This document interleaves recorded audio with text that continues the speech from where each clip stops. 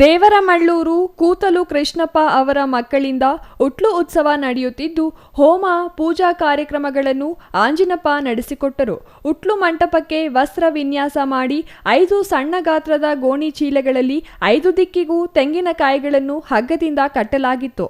ಕಂಬದ ಮೇಲೆ ಉಟ್ಲುವಿನಲ್ಲಿ 2 ಯುವಕರು ಕುಳಿತು ಜೋರಾಗಿ ಕಾಯಿಗಳನ್ನು ತಿರುಗಿಸಿದರು.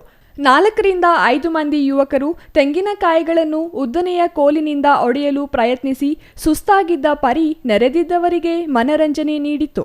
ದೇಗುಲದ ಮುಂಭಾಗದಲ್ಲಿ ತಲೆ ಎತ್ತಿದ ಪೂಜಾ ಸಾಮಗ್ರಿ, ತಿಂಡಿ ತಿನಿಸು, ಆಟಿಕೆ ವಸ್ತುಗಳು ಸೇರಿದಂತೆ ವಿವಿಧ ಬಗೆಯ ಮಳಿಗೆಗಳಲ್ಲಿ ವ್ಯಾಪಾರ ವಹಿವಾಟು ನಡೆಯಿತು.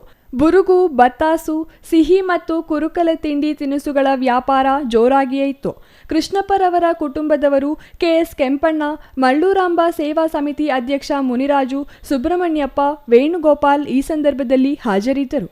ಛಾಯಾ ರಮೇಶ್, ಸಿಟಿವಿ ನ್ಯೂಸ್, ಶಿಡ್ಲಘಟ್ಟ.